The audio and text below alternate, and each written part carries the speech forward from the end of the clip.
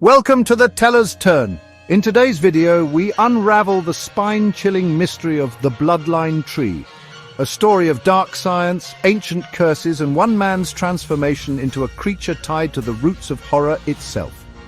Watch as David Castro's fate intertwines with the sinister legacy of the Bloodline Tree, leading to a haunting conclusion you'll never forget. If this eerie tale captivates you, remember to like, share, and subscribe to The Teller's Turn. Don't forget to hit the notification bell so you're always the first to hear the next haunting story. The content in this video is a work of fiction and is intended for entertainment purposes only. Any resemblance to real persons, living or dead, or actual events is purely coincidental. The video contains themes of horror, mystery, and speculative science, which may include disturbing imagery or mature language. Viewer discretion is advised. This video does not endorse or condone any unethical scientific practices or harmful behaviors. It seeks to provoke thought and creativity through storytelling while respecting the boundaries of fictional imagination. For a safe viewing experience, please ensure that the content is appropriate for your age and sensitivities. They say some trees are older than time itself, their roots twisted deep. The blood tree, it was never meant to exist. We were just kids back then, and my family was his family. We gave him the love he never had. We were just kids. My family was his family. We gave him the love he never got at home. It was a warm summer day at the playground. David and I wrestled, laughed, and shared ice pops. My family welcomed him, playing games, eating together, but there was always something about that blood tree. David would glance at it through the window as if it was calling him. The descent into horror began subtly, almost imperceptibly. David felt an unsettling sense that something was terribly wrong. He couldn't shake it. The blood tree loomed larger each day, its presence growing more oppressive. It wasn't just a tree anymore, it was a living nightmare. The boundary between reality and nightmare began to blur.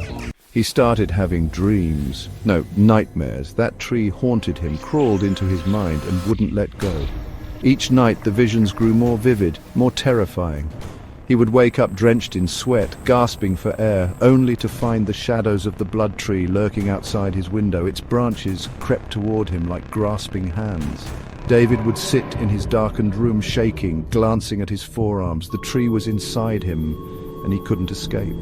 In a moment of desperation, David confronted Maria in her backyard, standing between the monstrous blood tree and her. The air was thick with tension. Maria's eyes were cold, unyielding. Maria, he belongs to this world. As she touched the tree, her fingers merged with the bark, becoming one with the twisted surface. David realized the true horror of the blood tree.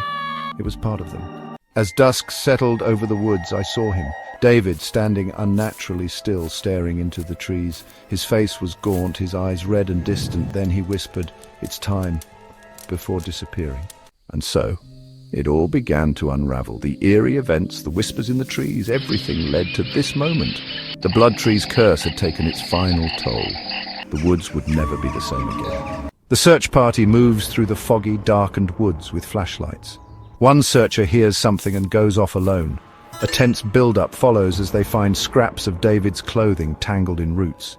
In the grove of ancient oaks, David's body is revealed. Bark is hammered into his limbs and his flesh is carved with eyes. The grotesque pose is emphasized. His contorted face is captured. Heavy silence, broken by a faint heartbeat, fills the air. Weeks after David's funeral, the blood tree towers ominously over the churchyard. Panic spreads as people whisper and stare at the moving roots. The realization hits: it moved. It climbed that hill. The ground was torn apart. The roots dragged it. It went straight for David's ashes. The blood tree reveals faces embedded in its bark. David's among them, lifeless. Another face, twisted and gleeful, watching. David's gone, and trapped. But he can still see us, and I think he likes it. The blood tree looms against a blood-red sky, its branches moving slightly as if waving goodbye, whispering voices. David's spirit lingers in the forest, whispering warnings to those who dare to enter. The blood tree stands tall, its roots deep in the cursed soil, feeding on the souls of the lost.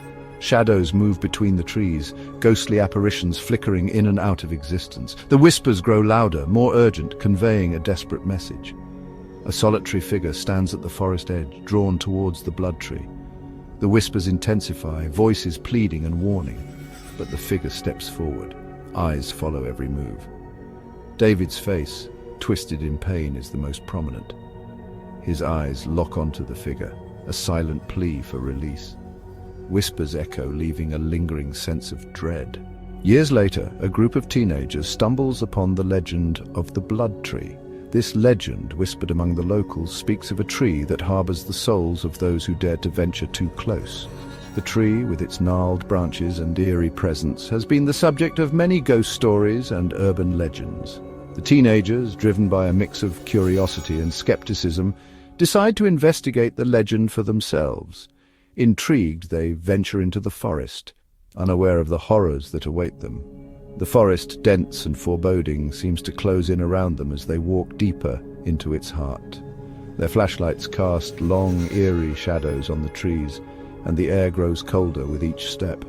The teenagers huddled around a campfire, sharing stories and urban legends. The fire crackles and pops, casting a warm glow on their faces. They laugh and joke, trying to shake off the unease that has settled over them since they entered the forest. One of them, a girl named Emily, mentions the BloodTree. Her voice is hushed, and the others lean in closer to hear her. She describes the tree in vivid detail, her words painting a picture of twisted roots and faces in the bark. Emily's eyes are wide with excitement and fear as she recounts the stories she has heard.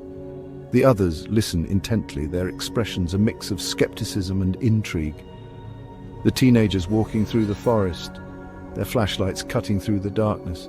The path ahead is barely visible, and the trees seem to loom over them, their branches like skeletal fingers reaching out to grab them. The air is thick with the scent of damp earth and decaying leaves. The whispers return, faint at first but growing louder with each step.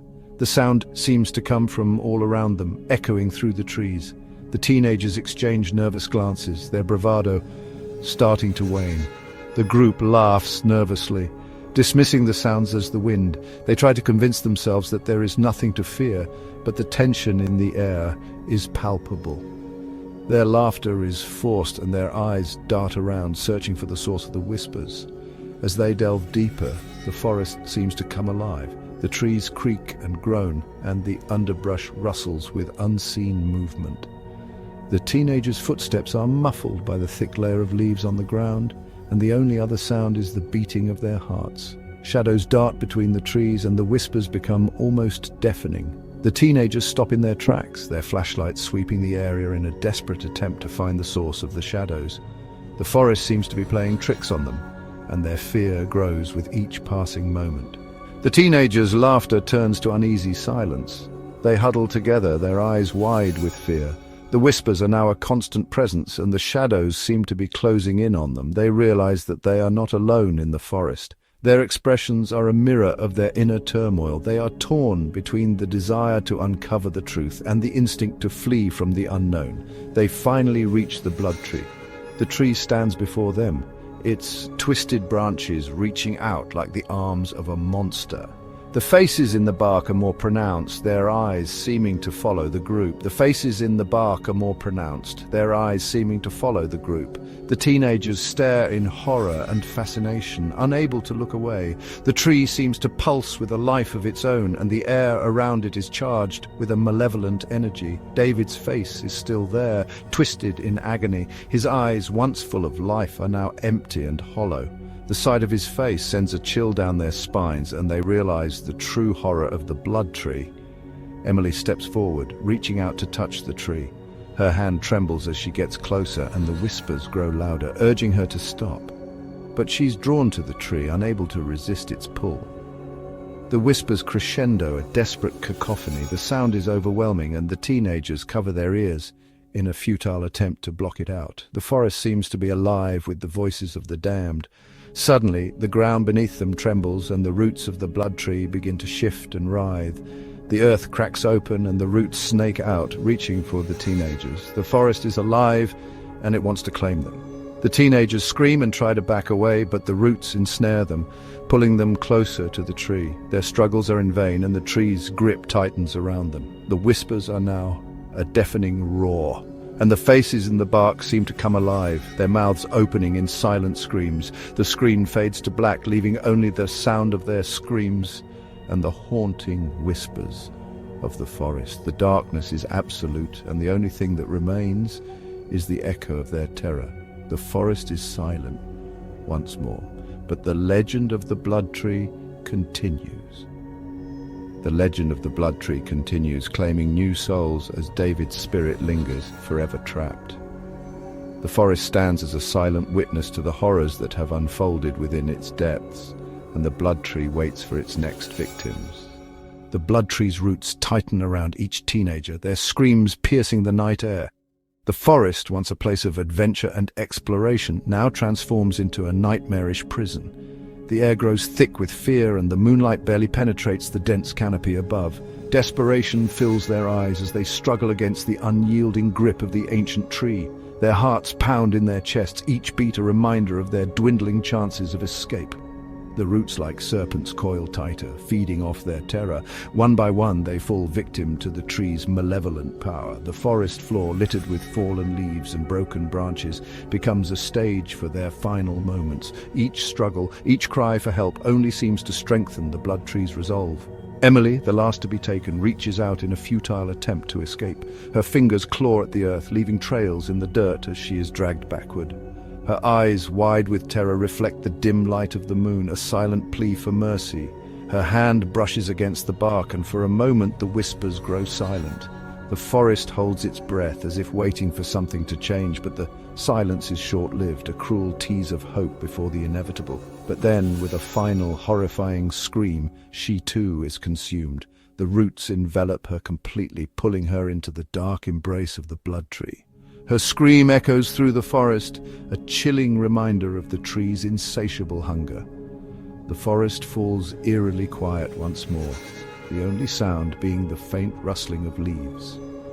The night air, now heavy with the weight of the lost souls, seems to whisper their names. The BloodTree stands as a silent sentinel, its roots now still, but its presence ever menacing. The BloodTree stands tall, its twisted roots now still, and the faces in the bark more defined than ever. Each face tells a story of fear, of a life cut short by the tree's malevolent grasp. The bark, rough and ancient, holds the essence of those it has claimed. Among them, the new faces of the teenagers join David's, their expressions frozen in eternal torment. Their eyes, wide with fear, seem to follow any who dare to approach. The tree, now a monument to their suffering, stands as a grim reminder of the forest's dark secret. The legend of the BloodTree continues, a chilling reminder of the souls it has claimed. Stories of the tree are whispered among the villagers, a cautionary tale for those who might venture too close. The forest, once a place of beauty, is now shrouded in fear and mystery. In the silence, the whispers begin again, promising more horror to those who dare to seek the truth. The BloodTree's legend grows with each passing year, its roots reaching deeper into the hearts of those who hear its tale. The forest remains a place of dread, where the line between the living and the dead is forever blurred. The BloodTree, now adorned with the faces of its latest victims, stands as a grim sentinel in the heart of the forest. Each face, twisted in a grotesque mask of fear and pain, tells a story of a life cut short. The tree's bark, once a simple part of nature, has become a canvas of horror etched with the final moments of those who dared to enter its domain. The legend continues, as the forest claims more souls. The dense, dark woods seem to close in around you, the fog weaving through the trees like ghostly fingers. Every step taken within this cursed land feels heavy, as if the very air is thick with the sorrow and despair of countless lost souls. The tree, revealing the faces of the teenagers and David, stands as a testament to the forest's insatiable hunger. Their eyes, wide with terror, seem to follow you, pleading for release from their eternal torment. The bark around their faces is cracked and bleeding, as if the tree itself is alive and suffering. Their expressions are frozen in terror and agony. Each face is a snapshot of the moment they realized their fate, a moment of pure, unadulterated fear. The agony etched into their features is palpable, a silent scream that echoes through the forest. The whispers grow louder, filling the air with an unearthly resonance. It's as if the forest itself is alive, communicating in a language of despair and dread. The wind carries these whispers, making it impossible to tell where they originate, creating an omnipresent sense of unease. The ground around the tree is littered with remnants of past victims. Broken jewelry, torn clothing, and other personal items lie scattered, each one a clue to the lives that were lost here. These remnants are a stark reminder of the human cost of the BloodTree's curse. Each item tells a story of those who have fallen prey to the BloodTree. A locket with a faded photograph, a child's toy, a single shoe. Each piece is a fragment of a life that was, a life that ended in terror. These items, now abandoned and forgotten, are the only markers of the victim's existence. Suddenly, a faint glow emanates from the base of the tree. This eerie light pulses rhythmically as if the tree has a heartbeat. The glow casts long, twisted shadows that dance across the forest floor, adding to the surreal and nightmarish atmosphere. The ground trembles as new roots sprout, reaching out hungrily. These roots, dark and gnarled, snake through the soil with a life of their own, seeking new victims to ensnare. The forest floor seems to come alive, a living, breathing entity that hungers for more souls. The whispers intensify, beckoning new souls to the grove. They seem to call out to anyone who dares to listen, promising secrets and power, but delivering only doom. The air is thick with their insistent murmur, a siren song that lures the unwary to their fate. A group of curious hikers approaches the forest edge, unaware of the horrors that await them. Their laughter and chatter are a stark contrast to the oppressive silence of the forest. They are drawn in by the beauty and mystery of the woods, oblivious to the danger that lurks within. Their laughter fades as they venture deeper into the forest. The trees seem to close in around them, the light dimming as the canopy thickens. The once inviting path becomes a twisted maze, leading them inexorably towards the BloodTree. Emily's face, her eyes wide with fear, reveals the true nature of the forest. Her expression is a mix of disbelief and terror, a silent plea for help that will never come. The forest has claimed another soul. The BloodTree stands tall and imposing, a monument to the countless lives it has consumed. Its branches stretch out like skeletal arms, casting long shadows that seem to reach out and grasp at the living. The forest is silent once more, but the whispers will return, and the BloodTree will continue its eternal vigil. As the hikers disappear into the forest's embrace, the BloodTree's whispers grow more insistent, a cacophony of voices blending into a symphony of sorrow. The dense fog thickens around the trees, shrouding the forest in an almost ethereal gloom. The scene shifts to the hikers, now deep within the forest. Their faces are etched with confusion and mounting fear. The once vibrant forest path has transformed into a labyrinth of shadows and indistinguishable trails. The air is thick, almost suffocating, as if the forest itself is closing in on them. Suddenly the group halts as a chilling, disembodied voice echoes through the trees. It's a child's voice, faint and distant, yet unmistakably filled with fear. "Help me!" it pleads, sending shivers down their spines. Emily's eyes are wide with terror. One of the hikers, Jack, decides to follow the voice, convinced it's a real person in need. The others reluctantly agree, their fear overshadowed by a sense of duty. As they venture deeper, the voice becomes more desperate, leading them to a small clearing. In the center of the clearing stands an old, weathered dollhouse, eerily out of place in the wild forest. Its paint chipped and windows cracked, a relic of a forgotten time. The hikers approach cautiously, their footsteps crunching on the brittle leaves. Emily reaches out to touch the dollhouse, and as her fingers graze the surface, the whispers cease abruptly, replaced by an oppressive silence. Her hand reveals a faint, glowing handprint left behind. The glow intensifies, and the ground beneath the dollhouse begins to tremble. Without warning, the dollhouse collapses, revealing a hidden trapdoor beneath. The hikers exchange uneasy glances before Jack, driven by a mix of curiosity and dread, opens the trapdoor. A rush of cold air escapes, carrying with it a faint, mournful melody, as if from a distant music box. They descend into the darkness, their flashlights flickering ominously. The underground passage is narrow and claustrophobic, the walls lined with ancient roots that seem to pulse with a life of their own. The melody grows louder, more haunting, leading them deeper into the unknown. At the end of the passage, they find a cavernous chamber illuminated by a faint otherworldly glow. In the center stands a massive, gnarled root pulsating with a sickly light. Embedded in the root are countless faces, their expressions frozen in eternal torment, each face a testament to the BloodTree's malevolent power. As the hikers stand in stunned silence, the whispers return, louder and more insistent than ever. Emily's face is a mask of horror as she realizes the voices are not just whispers, but the anguished cries of the souls trapped within the tree. The ground begins to shake violently and the roots start to writhe and twist, reaching out towards the intruders. In a frantic scramble, the hikers try to escape, but the roots ensnare them one by one. The camera captures their desperate struggle, the terror in their eyes as they are pulled towards the pulsating root. Emily, the last to be caught, reaches out in a futile attempt to free herself, her scream echoing through the chamber. The scene fades to black, the haunting melody lingering in the air. The whispers grow faint, then silent, as the forest claims its latest victims. The BloodTree stands in silent vigil, its new faces blending into the bark, forever part of the forest's dark legend. The whispers will never cease, and the BloodTree's hunger will never be sated. The legend continues, as the forest waits for its next unwitting visitors, drawn by curiosity and doomed by their own folly.